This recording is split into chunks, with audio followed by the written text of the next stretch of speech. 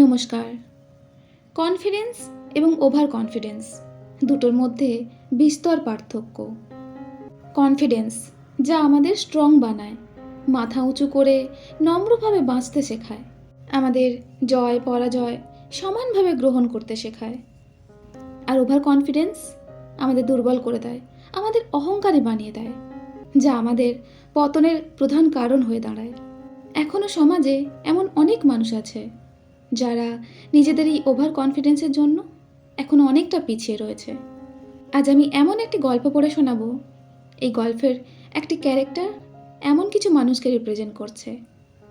তো কথা না বাড়িয়ে চলুন শুরু করা যাক আমাদের আজকের ছোট গল্প, কবিগুরু রবীন্দ্রনাথ ঠাকুরের লেখা প্রায়শ্চিত্ত।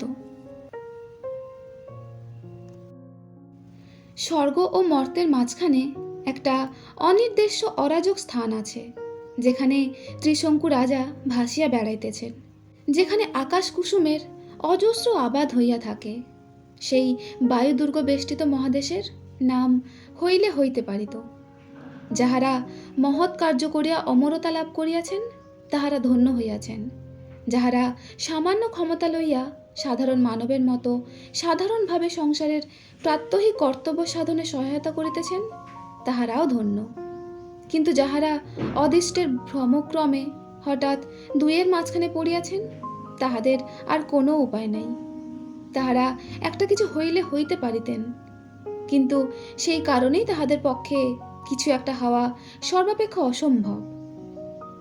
আমাদের অনাথ বন্ধু সেই মধ্যদেশ বিলম্বিত বিধি বিড়ম্বিত যুবক।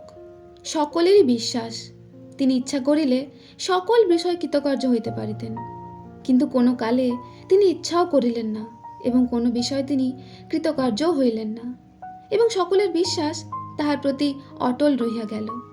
সকলে বলিল তিনি পরীক্ষায় ফার্স্ট হইবেন, কিন্তু তিনি পরীক্ষা দিলেন না। সকলের বিশ্বাস চাকরিতে প্রবিষ্ট হইলে যে কোনো ডিপার্টমেন্টের উচ্চতম স্থান তিনি অনায়াসে গ্রহণ করিতে পারিবেন, তিনি কোনো চাকরিই গ্রহণ করিলেন না। সাধারণ লোকের প্রতি তাহার বিশেষ অবজ্ঞা, কারণ তাহারা অত্যন্ত সামান্য।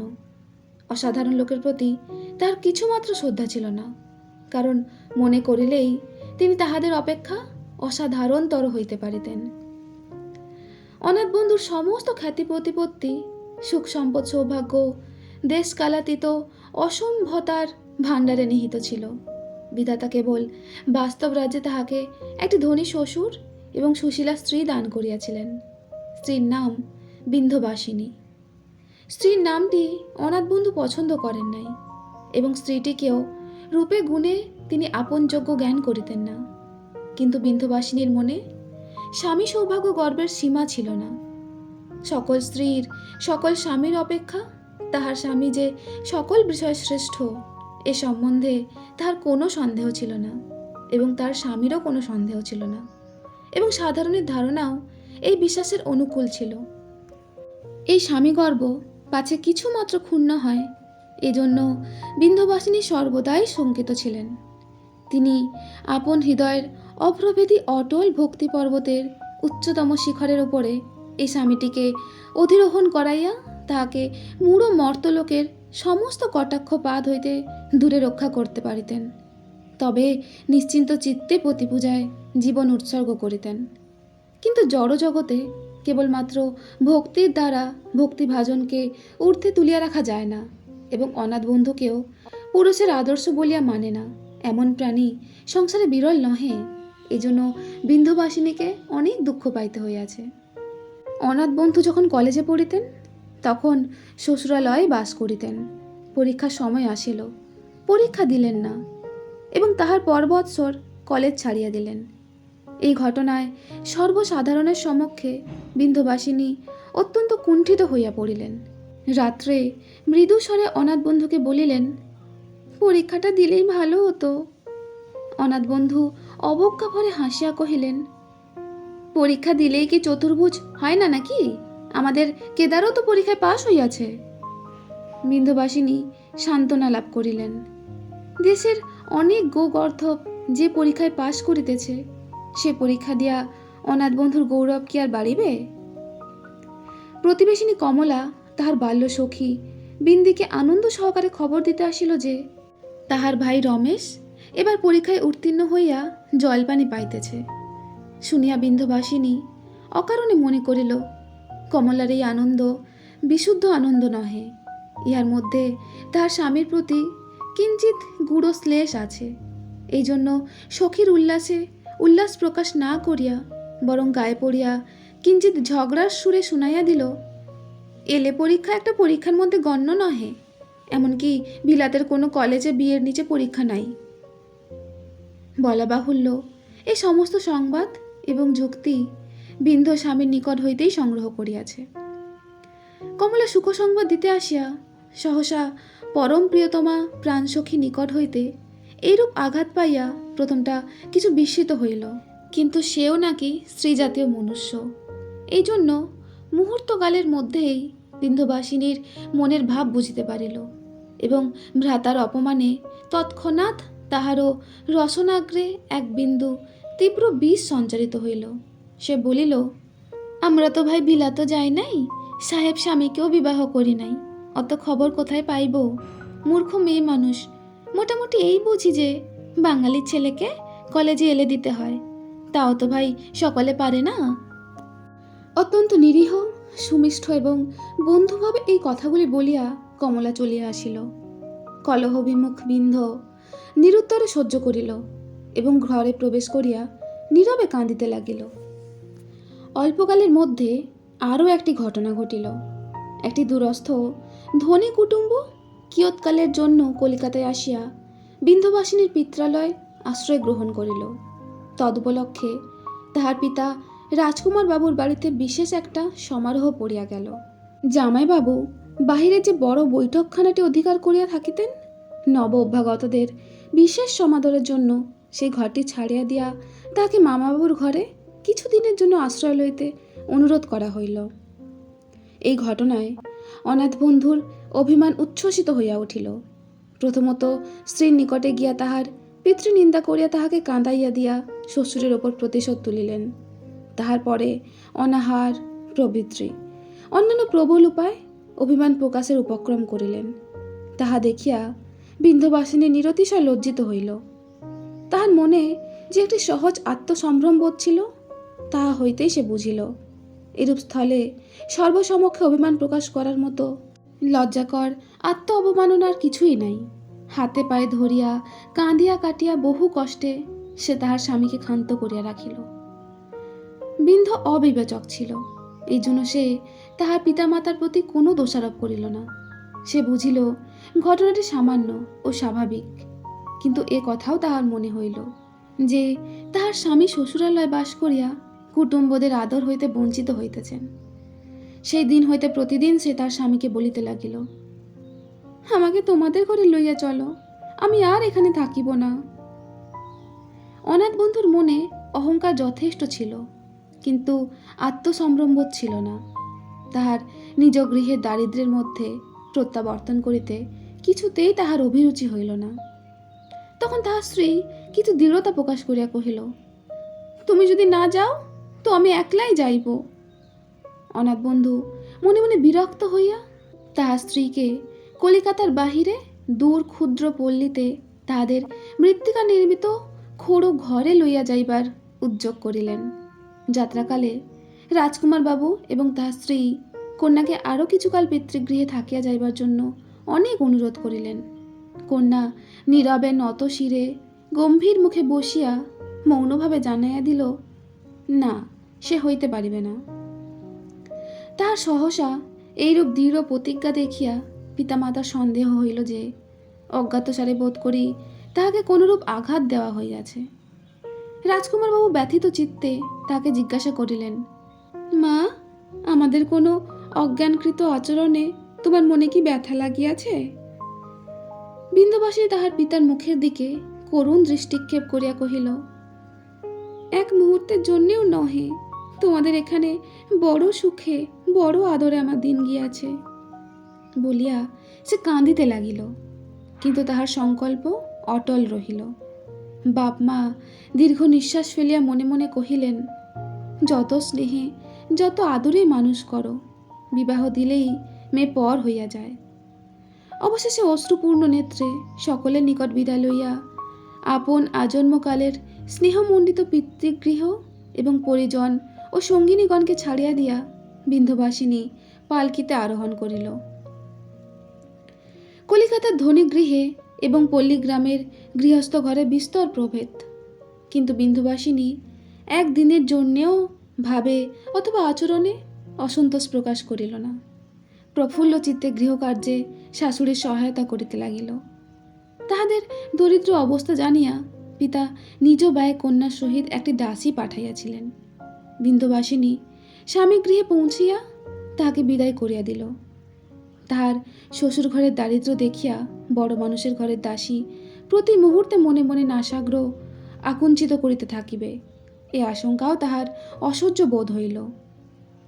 শাশুড়ি স্নেহবশত বিন্ধ্যকে শ্রমসাধ্য কার্য হইতে বিরত করিতে চেষ্টা করিতেন, কিন্তু বিন্ধ্য নিরলস অশ্রান্তভাবে প্রসন্ন মুখে সকল কার্যে যোগ দিয়া শাশুড়ির হৃদয় অধিকার করিয়া লইল এবং পল্লী রমণীগণ তাহার গুণে মুগ্ধ হইয়া গেল। কিন্তু ইহার ফল সম্পূর্ণ সন্তোষজনক হইল না, কারণ বিশ্ব নিয়ম নীতিবোধ প্রথম ভাগের ন্যায় সাধু ভাষায় রচিত সরল উপদেশাবলী নহে। নিষ্ঠুর বিদ্রুপপ্রিয় শয়তান মাঝখানে আসিয়া সমস্ত নীতিসূত্রগুলি ঘাঁটাইয়া জট পাকাইয়া দিয়াছে। তাই ভালো কাজে সকল সময় উপস্থিত মতো বিশুদ্ধ ভালো ফল ঘটে না, হঠাৎ একটা গোল বাঁধিয়া ওঠে। অনাথ বন্ধুর দুইটি ছোট এবং একটি বড় ভাই ছিল। বড় ভাই বিদেশে চাকরি করিয়া যে গুটি 50 টাকা উপার্জন করিতেন তাহাতেই তাহাদের সংসার চলিত এবং ছোট দুটি ভাইয়ের বিদ্যা শিক্ষা হইত। বলা বাহুল্য, আজকালকার দিনে মাসিক 50 টাকায় সংসারের শ্রীবৃদ্ধি সাধন অসম্ভব, কিন্তু বড় ভাইয়ের স্ত্রী শ্যামাশঙ্করীর গরিমা বৃদ্ধির পক্ষে উহাই যথেষ্ট ছিল। স্বামী সম্বৎসরকাল কাজ করিতেন, এই জন্য স্ত্রী সম্বৎসরকাল বিশ্রামের অধিকার প্রাপ্ত হইয়াছিলেন।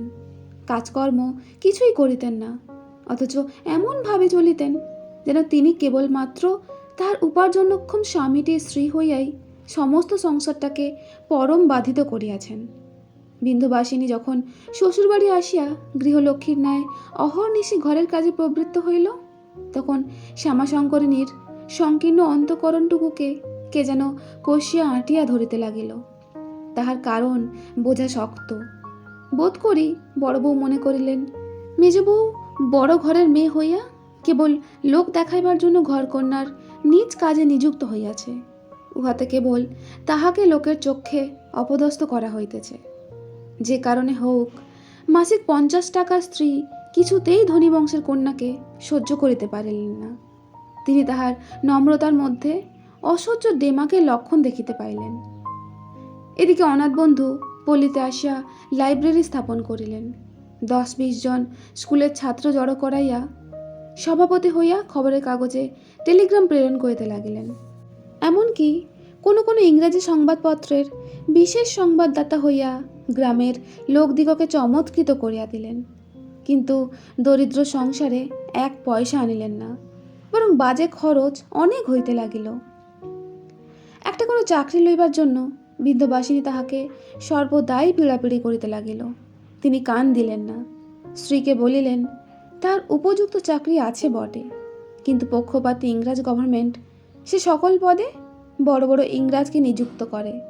বাঙালি হাজার যোগ্য হইলেও তাহার কোনো আশা নাই। শ্যামাশঙ্করী তার দেবর এবং মেজ জার প্রতি লক্ষ্যে এবং অলক্ষ্যে সর্বদাই বাক্য বিষ প্রয়োগ করিতে লাগিলেন। গর্বভরে নিজের দারিদ্র আস্ফালন করিয়া বলিতে লাগিলেন, আমরা গরিব মানুষ, বড় মানুষের মেয়ে এবং বড় মানুষের জামাইকে পোষণ করিব কেমন করিয়া? সে তো সেখানে বেশ ছিলেন, কোনো দুঃখ ছিল না। এখানে ডাল ভাত খাইয়া এত কষ্ট কি সহ্য হইবে? শাশুড়ি বড় বউকে ভয় করিতেন। তিনি দুর্বলের পক্ষ অবলম্বন করিয়া কোনো কথা বলিতে সাহস করিতেন না। মেজ বউও মাসিক 50 টাকা বেতনের ডাল ভাত এবং তদীয় স্ত্রীর বাক্য জাল খাইয়া নীরবে পরিপাক করিতে লাগিল। ইতিমধ্যে বড় ভাই ছুটিতে কিছুদিনের জন্য ঘরে আসিয়া স্ত্রী নিকট হইতে অনেক উদ্দীপনাপূর্ণ ও গুণ সম্পন্ন বক্তৃতা শ্রবণ করিতে লাগিলেন।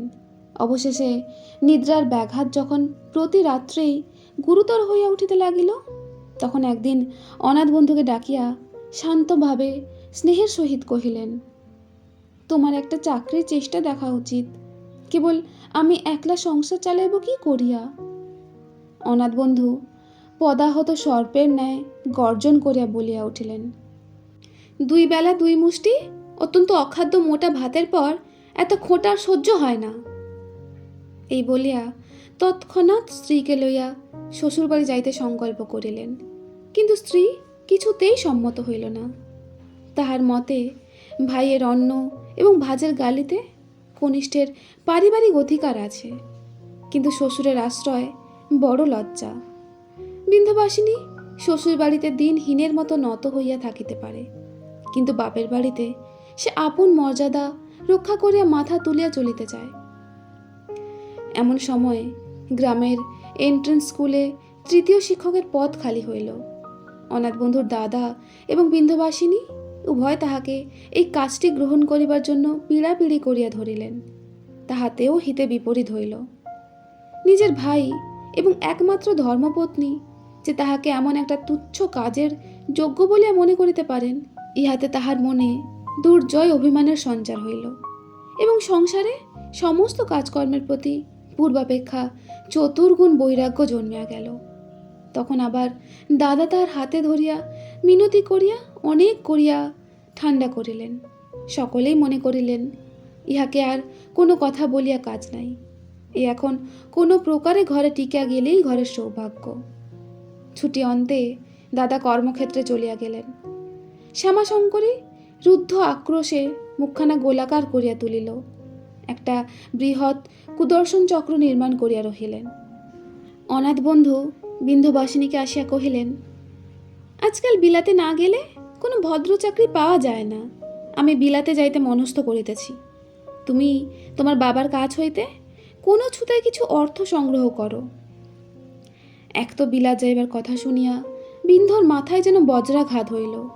তাহার পরে পিতার কাছে কি করিয়া অর্থ ভিক্ষা করিতে যাইবে তাহা সে মনে করিতে পারিল না, এবং মনে করিতে গিয়া লজ্জায় মরিয়া গেল। শ্বশুরের কাছে নিজ মুখে টাকা চাহিতেও অনাথ বন্ধুর অহংকারে বাধা দিল। অথচ বাপের কাছ হইতে কন্যা কেন যে ছলে অথবা বলে অর্থ আকর্ষণ করিয়া না আনিবে তাহা তিনি বুঝিতে পারিলেন না। ইহা লইয়া অনাথ অনেক রাগারাগি করিলেন এবং মর্মপীড়িত বিন্ধ্যবাসিনীকে বিস্তর অশ্রুপাত করিতে হইল। এমন করিয়া কিছুদিন সাংসারিক অভাবে এবং মনের কষ্টে কাটিয়া গেল। অবশেষে শরৎকালে পূজা নিকটবর্তী হইল।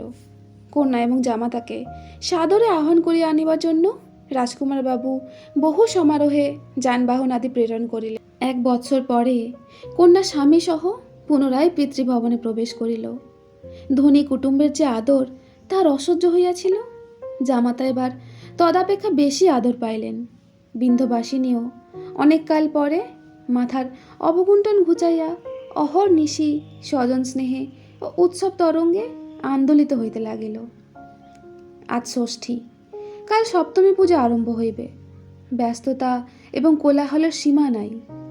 দূর এবং নিকট সম্পর্কীয় আত্মীয় পরিজনে অট্টালিকার প্রত্যেক প্রকোষ্ঠে একেবারে পরিপূর্ণ। সে রাত্রে বড় শ্রান্ত হইয়া বিন্ধ্যবাসিনী শয়ন করিল। পূর্বে যে ঘরে শয়ন করিত এ সে ঘর নহে। এবার বিশেষ আদর করিয়া মা জামাতাকে তাহার নিজের ঘর ছাড়িয়া দিয়াছেন। অনাথ বন্ধু কখন শয়ন করিতে আসিলেন তাহা বিন্দু জানিতেও পারিল না। সে তখন গভীর নিদ্রায় মগ্ন ছিল।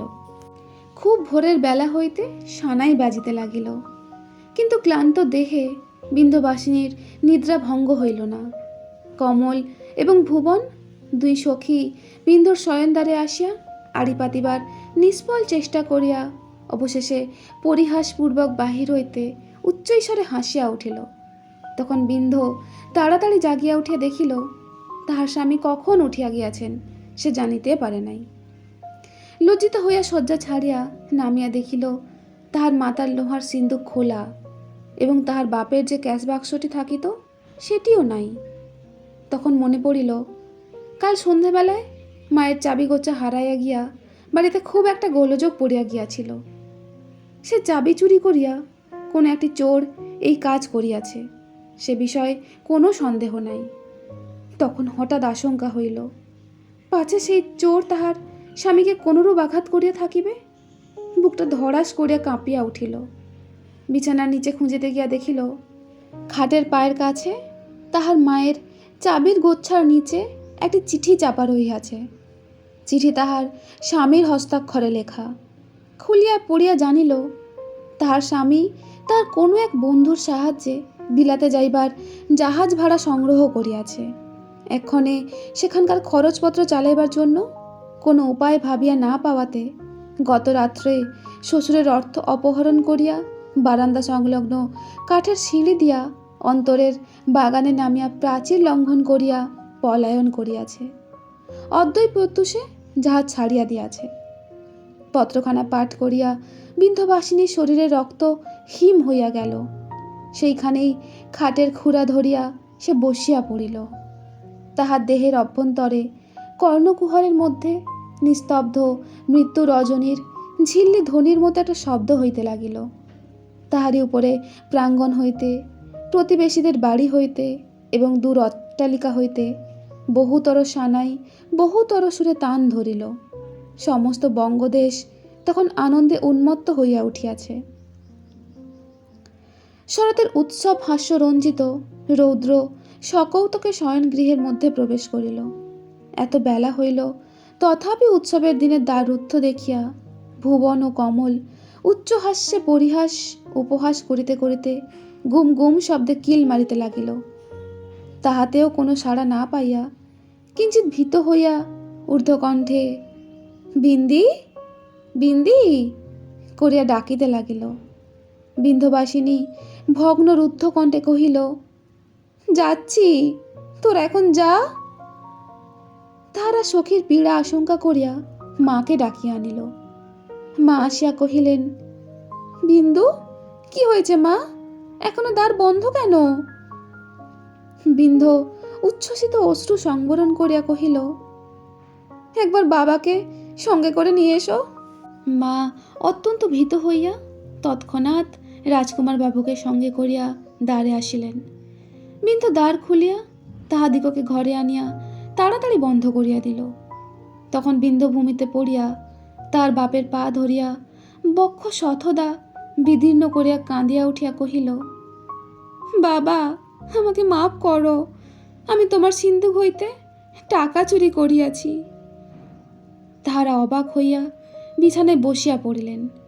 বিন্ধু বলিল, তাহার স্বামীকে বিলাতে পাঠাইবার জন্য সেই কাজ করিয়াছে।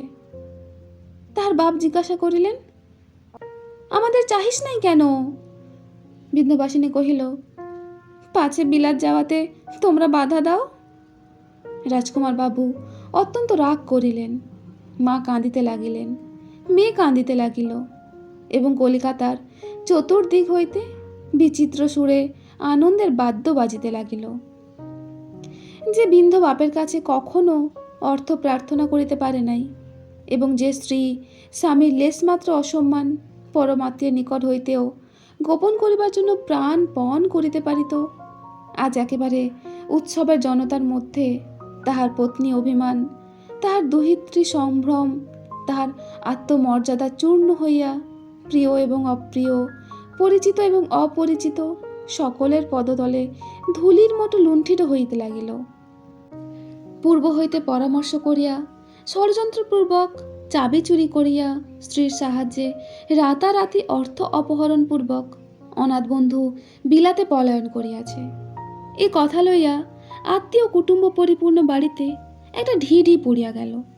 দ্বারের নিকট দাঁড়াইয়া ভুবন, কমল এবং আরও অনেক স্বজন প্রতিবেশী দাসদাসী সমস্ত শুনিয়াছিল। রুদ্ধদ্বার জামাতা গৃহে উৎকণ্ঠিত কর্তা গৃহিণীকে প্রবেশ করিতে দেখিয়া সকলেই কৌতূহলে এবং আশঙ্কায় ব্যগ্র হইয়া আসিয়াছিল। বিন্ধবাসিনী কাহাকেও মুখ দেখাইল না, দ্বার রুদ্ধ করিয়া অনাহারে বিছানায় পড়িয়া রহিল। তাহার সেই শোকে কেহ দুঃখ অনুভব করিল না। ষড়যন্ত্রকারিণীর দুষ্ট বুদ্ধিতে সকলেই বিস্মিত হইল। সকলেই ভাবিল, বিন্ধর চরিত্র এতদিন অবসরাভাবে অপ্রকাশিত ছিল। নিরানন্দ গৃহে পুজোর উৎসব কোনো প্রকারে সম্পন্ন হইয়া গেল। পূজা সমাপ্ত হইলে পর অপমান এবং অবসাদে অবনত হইয়া বিন্ধ শ্বশুরবাড়ি ফিরিয়া আসিল। সেখানে পুত্র বিচ্ছেদ কাতরা বিধবা শাশুড়ির সহিত পতিবিরহ বধূরা বধূর ঘনিষ্ঠতর যোগ স্থাপিত হইল। উভয়ে পরস্পর নিকটবর্তী হইয়া নীরব শোকের ছায়াতলে সুগভীর সহিষ্ণুতার সহিত সংসারের সমস্ত তুচ্ছতম কার্যগুলি পর্যন্ত স্বহস্তে সম্পন্ন করিয়া যাইতে লাগিল। শাশুড়ি যে পরিমাণে কাছে আসিল, পিতামাতা সেই পরিমাণে দূরে চলিয়া গেল। বিন্দু মনে মনে অনুভব করিল, শাশুড়ি দরিদ্র, আমিও দরিদ্র, আমরা এক দুঃখ বন্ধনে বদ্ধ। পিতামাতা ঐশ্বর্যশালী, তাহারা আমাদের অবস্থা হইতে অনেক দূরে। একে দরিদ্র বলিয়া বিন্দু তাহাদের অপেক্ষা অনেক দূরবর্তী, তাহাতে আবার চুরি স্বীকার করিয়া সে আরও অনেক নিচে পড়িয়া গিয়াছে। স্নেহ সম্পর্কের বন্ধন এত অধিক পার্থক্য বহন করিতে পারে কিনা কে জানে। অনাথ বন্ধু বিলাত গিয়া প্রথম প্রথম স্ত্রীকে রীতিমতো চিঠিপত্র লিখিতেন, কিন্তু ক্রমেই চিঠি বিরল হইয়া আসিল এবং পত্রের মধ্যে একটা অবহেলার ভাব অলক্ষিতভাবে প্রকাশ হইতে লাগিল। তাহার অশিক্ষিতা গৃহকার্যরতা স্ত্রীর অপেক্ষা বিদ্যা বুদ্ধি রূপ গুণ সর্ববিষয়ে শ্রেষ্ঠতর অনেক ইংরাজ কন্যা অনাথ বন্ধুকে সুযোগ্য সুবুদ্ধি এবং সুরূপ বলিয়া সমাদর করিত। এমন অবস্থায় অনাথ বন্ধু আপনার এক বস্ত্র পরিহিতা অবগুণ্ঠনবতী অগৌর বর্ণা স্ত্রীকে কোনো অংশেই আপনার সমযোগ্য জ্ঞান করিবেন না, ইহা বিচিত্র নহে। কিন্তু তথাপি যখন অর্থের অনটন হইল, তখন এই নিরুপায় বাঙালি মেয়েকেই টেলিগ্রাফ করিতে তাহার সংকোচ বোধ হইল না, এবং এই বাঙালির মেয়েই দুই হাতে কেবল দুই গাছি কাঁচের চুড়ি রাখিয়া গায়ের সমস্ত গহনা বেচিয়া টাকা পাঠাইতে লাগিল। পাড়া গায়ে নিরাপদে রক্ষা করিবার উপযুক্ত স্থান নাই বলিয়া তাহার সমস্ত বহুমূল্য গহনাগুলি পিতৃগৃহে ছিল। স্বামীর কুটুম্ব ভবনে নিমন্ত্রণে যাইবার ছল করিয়া নানা উপলক্ষে বিন্ধবাসিনী একে একে সকল গহনাই আনাইয়া লইল। অবশেষে হাতের বালা, রূপার চুড়ি, বেনারসি শাড়ি এবং শাল পর্যন্ত বিক্রয় শেষ করিয়া বিস্তর বিনীত অনুনয়পূর্বক মাথার দিব্য দিয়া অশ্রুজলে প্রত্যেক অক্ষর পঙ্গতি বিকৃত করিয়া স্বামীকে ফিরিয়া আসিতে অনুরোধ করিল। স্বামী চুল খাটো করিয়া দাড়ি কামাইয়া কোট প্যান্টলুন পরিয়া ব্যারিস্টার হইয়া ফিরিয়া আসিলেন এবং হোটেলে আশ্রয় লইলেন। পিতৃগৃহে বাস করা অসম্ভব। প্রথমত উপযুক্ত স্থান নাই, দ্বিতীয়ত পল্লীবাসী দরিদ্র, গৃহস্থ জাতি নষ্ট হইলে একেবারে নিরুপায় হইয়া পড়ে। শ্বশুরগণ আচারনিষ্ঠ পরম হিন্দু, তাহারাও জাতিচ্যুতকে আশ্রয় দিতে পারেন না। অর্থাভাবে অতি শীঘ্রই হোটেল হইতে বাসায় নামিতে হইল। সে বাসায় তিনি স্ত্রীকে আনিতে প্রস্তুত নহেন। বিলাত হইতে আসিয়া স্ত্রী এবং মাতার সহিত কেবল দুই তিন দিনের বেলায় দেখা করিয়া আসিয়াছেন, তাহাদের সহিত আর সাক্ষাৎ হয় নাই। দুইটি শোকার্তা রমণীর কেবল এক সান্ত্বনা ছিল যে অনাথ বন্ধু স্বদেশে আত্মীয় বর্গের নিকটবর্তী স্থানে আছেন। সেই সঙ্গে সঙ্গে অনাথ বন্ধুর অসামান্য ব্যারিস্টারি কীর্তিতে তাহাদের মনে গর্বের সীমা রহিল না। বিন্দুবাসিনী আপনাকে যশস্বী স্বামীর অযোগ্য স্ত্রী বলিয়া ধিক্কার দিতে লাগিল। পুনশ্চ অযোগ্য বলিয়াই স্বামীর অহংকার অধিক করিয়া অনুভব করিল। সে দুঃখে পীড়িত এবং গর্বে বিস্ফারিত হইল। শ্লেচ্ছ আচার সে ঘৃণা করে, তবু স্বামীকে দেখিয়া মনে মনে কহিল, আজকাল ঢের লোক তো সাহেব হয়, কিন্তু এমন তো কাহাকেও মানায় না। একেবারে ঠিক যেন বিলাতি সাহেব, বাঙালি বলিয়া চিনিবার জো নাই। বাসা খরচ যখন অচল হইয়া আসিল, যখন অনাথ বন্ধু মনের ক্ষোভে স্থির করিলেন অভিশপ্ত ভারতবর্ষে গুণের সমাদর নাই, তাহার ব্যবসায়ীগণ ঈর্ষাবশত তাহার উন্নতি পথে গোপনে বাধা স্থাপন করিতেছে, যখন তাহার খানার ডিশে আমিষ অপেক্ষা উদ্ভিজ্জের পরিমাণ বাড়িয়া উঠিতে লাগিল, দগ্ধ কুক্কুটের সম্মানকর স্থান ভর্জিত চিংড়ি একচেটে করিবার উপক্রম করিল, বেশভূষার চিক্কণতা এবং ক্ষৌর মসৃণ মুখের গর্বোজ্জ্বল ম্লান হইয়া আসিল, যখন সুতীব্র নিখাত বাঁধা জীবনতন্ত্রী ক্রমশ সকরুণ করিমধ্যমের দিকে নামিয়া আসিতে লাগিল, এমন সময় রাজকুমার বাবুর পরিবারে এক গুরুতর দুর্ঘটনা ঘটিয়া অনাথ বন্ধুর সংকট সকল জীবনযাত্রায় পরিবর্তন আনয়ন করিল। একদা গঙ্গা তীরবর্তী মাতুলালয় হইতে নৌকাযোগে ফিরবার সময় রাজকুমার বাবুর একমাত্র পুত্র হরকুমার স্টিমারের সংঘাতে স্ত্রী এবং বালক পুত্রসহ জলমগ্ন হইয়া প্রাণত্যাগ করে। এই ঘটনায় রাজকুমারের বংশে কন্যা বিন্ধ্যবাসিনী ব্যতীত আর কেহ রহিল না। নিদারুণ শোকের কথাঞ্চিত উপশম হইলে পরে রাজকুমার বাবু অনাথ বন্ধুকে গিয়া অনুনয় করিয়া কহিলেন, বাবা, তোমাকে প্রায়শ্চিত্ত করিয়া যাতে উঠিতে হইবে, তোমরা ব্যতীত আমার আর কেহ নাই। অনাথ বন্ধু উৎসাহ সহকারে সে প্রস্তাবে সম্মত হইলেন। তিনি মনে করিলেন যে সকল বার, লাইব্রেরি, বিহারি, স্বদেশীয় ব্যারিস্টারগণ তাহাকে ঈর্ষা করে এবং তাহার অসামান্য ধীর শক্তির প্রতি যথেষ্ট সম্মান প্রকাশ করে না, এই উপায় তাহাদের প্রতি প্রতিশোধ লওয়া হইবে। রাজকুমার বাবু পণ্ডিত দিগের বিধান লইলেন। তাহারা বলিলেন, অনাথ বন্ধু যদি গোমাংস না খাইয়া থাকে তবে তাহাকে জাতে তুলিবার উপায় আছে। বিদেশে যদিও উক্ত নিষিদ্ধ চতুষ্পদ তাহার প্রিয় খাদ্য শ্রেণীর হতে ভুক্ত হইত, তথাপি তাহা অস্বীকার করিতে তিনি কিছু মাত্র দ্বিধাবোধ করিলেন না। প্রিয় বন্ধুদের নিকট কহিলেন, সমাজ যখন স্বেচ্ছাপূর্বক মিথ্যা কথা শুনিতে চাহে, তখন একটা মুখের কথায় তাহাকে বাধিত করিতে দোষ দেখি না। যে রসনা গরু খাইয়াছে, সে রসনাকে গোময় এবং মিথ্যা কথা নামক দুটো কদর্য পদার্থ দ্বারা বিশুদ্ধ করিয়া লওয়া আমাদের আধুনিক সমাজের নিয়ম। আমি সে নিয়ম লঙ্ঘন করিতে চাহি না। প্রায়শ্চিত্ত করিয়া সমাজে উঠিবার এই একটা শুভদিন নির্দিষ্ট হইল। ইতিমধ্যে অনাথ বন্ধু কেবল ধুতি চাদর পরিলেন তাহা নহে, তর্ক এবং উপদেশের দ্বারা বিলাতি সমাজের গালে কালি এবং হিন্দু সমাজের গালে চুন লেপন করিতে লাগিলেন। যে শুনিল সকলেই খুশি হইয়া উঠিল। আনন্দে গর্বে বিন্ধ্যবাসিনীর প্রীতি সুধাসিক্ত কোমল হৃদয়টি সর্বত্র উচ্ছ্বসিত হইতে লাগিল। সে মনে মনে কহিল, বিলাত হইতে যিনি আসেন, একেবারে আস্ত বিলাতি সাহেব হইয়া আসেন। দেখিয়া বাঙালি বলিয়া চিনিবার জো থাকে না, কিন্তু আমার স্বামী একেবারে অবিকৃতভাবে ফিরিয়াছেন, বরঞ্চ তার হিন্দু ধর্মে ভক্তি পূর্বাপেক্ষা আরও অনেক বাড়িয়া উঠিয়াছে। যথানির্দিষ্ট দিনে ব্রাহ্মণ পণ্ডিতের রাজকুমার বাবুর ঘর ভরিয়া গেল। অর্থব্যয়ের কিছু মাত্র ত্রুটি হয় নাই। আহার এবং বিদায়ের আয়োজন যথোচিত হইয়াছিল। অন্তঃপুরেও সমারোহের সীমা ছিল না।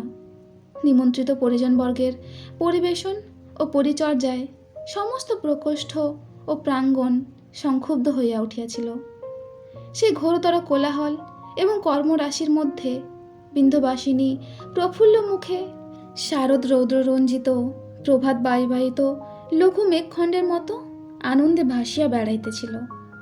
আজিকার দিনের সমস্ত বিশ্ব ব্যাপারের প্রধান নায়ক তাহার স্বামী। আজ যেন সমস্ত বঙ্গভূমি একটিমাত্র রঙ্গভূমি হইয়াছে এবং যবনিকা উদ্ঘাটনপূর্বক একমাত্র অনাথ বন্ধুকে বিস্মিত বিশ্ব দর্শকের নিকট প্রদর্শন করা যাইতেছে। প্রায়শ্চিত্ত যে অপরাধ স্বীকার তাহা নহে, এ যেন অনুগ্রহ প্রকাশ। অনাথ বিলাত হইতে ফিরিয়া হিন্দু সমাজে প্রবেশ করিয়া হিন্দু সমাজকে গৌরবান্বিত করিয়া তুলিয়াছেন এবং সেই গৌরব ছটা সমস্ত দেশ হইতে সহস্র রশ্মিতে বিচ্ছুরিত হইয়া বিন্ধ্যবাসিনীর প্রেম প্রমোদিত মুখের উপরে অপরূপ মহিমার জ্যোতি বিকীর্ণ করিতেছে। এতদিনকার তুচ্ছ জীবনের সমস্ত দুঃখ এবং ক্ষুদ্র অপমান দূর হইয়া সে আজ তাহার পরিপূর্ণ পিতৃগৃহে সমস্ত আত্মীয় স্বজনের সম্মুখে উন্নত মস্তকে গৌরবের আসন আরোহণ করিল। স্বামীর মহত্ব আজ অযোগ্য স্ত্রীকে বিশ্ব সংসারের নিকট সম্মানাস্পদ করিয়া তুলিল। অনুষ্ঠান সমাধা হইয়াছে। অজাত বন্ধু যাতে উঠিয়াছেন। অভ্যাগত আত্মীয় ও ব্রাহ্মণগণ তাহার সহিত একাসনে বসিয়া তৃপ্তিপূর্বক আহার শেষ করিয়াছেন। আত্মীয়েরা জামাতাকে দেখিবার জন্য অন্তঃপুরে ডাকিয়া পাঠাইলেন। জামাতা সুস্থ চিত্তে তাম্বুল চর্বণ করিতে করিতে প্রসন্ন হাস্যমুখে আলস্য মন্থর গমনে ভূমি লুণ্ঠমান চাদরে অন্তঃপুরে যাত্রা করিলেন। আহারান্তে ব্রাহ্মণগণের দক্ষিণার আয়োজন হইতেছে এবং ইত্যবসরে তাহারা সভাস্থলে বসিয়া তুমুল কলহ সহকারে পাণ্ডিত্য বিস্তার করিতেছেন। কর্তা রাজকুমার বাবু ক্ষণকাল বিশ্রাম উপলক্ষে সেই কোলাহলাকুল ও পণ্ডিত সবাই বসিয়া স্মৃতির তর্ক শুনিতেছেন। এমন সময় দারোয়ান গৃহস্বামীর হস্তে এক কার্ড দিয়া খবর দিল, এক সাহেব মেয়ে মায়া। রাজকুমার বাবু চমৎকৃত হইয়া উঠিলেন। পরক্ষণেই কার্ডের প্রতি দৃষ্টিপাত করিয়া দেখিলেন তাহাতে ইংরাজিতে লেখা আছে, মিসেস অনাথ বন্ধু সরকার, অর্থাৎ অনাথ বন্ধু সরকারের স্ত্রী। রাজকুমার বাবু অনেকক্ষণ নিরীক্ষণ করিয়া কিছুতেই এই সামান্য একটি শব্দের অর্থ গ্রহ করিতে পারিলেন না। এমন সময় বিলাত হইতে সদ্য প্রত্যাগতা আরক্ত কপলা আতম্র কুন্তলা আনিল লোচনা দুগ্ধফেন শুভ্রা হরেন লঘুগামিনী ইংরাজ মহিলা স্বয়ং সভাস্থলে আসিয়া দাঁড়াইয়া প্রত্যেকের মুখ নিরীক্ষণ করিতে লাগিলেন, কিন্তু পরিচিত প্রিয় মুখ দেখিতে পাইলেন না। অকস্মাৎ মেমকে দেখিয়া সংহিতার সমস্ত তর্ক থামিয়া সভাস্থল শ্মশানের ন্যায় গম্ভীর নিস্তব্ধ হইয়া গেল। এমন সময় ভূমি লুণ্ঠবার চাদর লইয়া অলস মন্থরগামী অনাথ বন্ধু রঙ্গভূমিতে আসিয়া পুনঃ প্রবেশ করিলেন এবং মুহূর্তের মধ্যেই ইংরাজ মহিলা ছুটিয়া গিয়া তাহাকে আলিঙ্গন করিয়া ধরিয়া তাহার তাম্বুল রাগ রক্ত ওষ্ঠাধারে দাম্পত্যের মিলন চুম্বল মুদ্রিত করিয়া দিলেন। সেদিন সভাস্থলে সংহিতার তর্ক আর উত্থাপিত হইতে পারিল না। তাহলে এখানেই শেষ হচ্ছে আমাদের আজকের গল্প, রবীন্দ্রনাথ ঠাকুরের লেখা প্রায়শ্চিত্ত। সত্যি এই অনাথ বন্ধুর ক্যারেক্টারের মতো লোকগুলো সমাজের জন্য অভিশাপ স্বরূপ, যারা কর্ম কিছুই করে না কিন্তু সহজে সব কিছু পাওয়ার আশা রাখে, যাদের ব্যক্তিত্ববোধ বিন্দু মাত্র থাকে না, যাদের বিনা কারণে করা অহংকারগুলো তাদের নিজেদেরই পতনের কারণ হয়ে দাঁড়ায়। নিজের অর্জিত উপার্জনের ওপর আমাদের যে পরিমাণ অধিকার থাকা উচিত, অন্যের দান করা কোনো কিছুর ওপরেই সেই পরিমাণ অধিকার কখনোই দেখানো উচিত নয়। আজকের মতো আমি এখানেই শেষ করলাম। আশা করি আপনাদের সকলের খুব ভালো লেগেছে। যদি ভালো লেগে থাকে তাহলে অবশ্যই আমাকে জানাবেন। আমি আসব পরের দিন আরও একটি নতুন গল্প নিয়ে। ততক্ষণ আপনারা সকলেই ভালো থাকবেন, সুস্থ থাকবেন। ধন্যবাদ।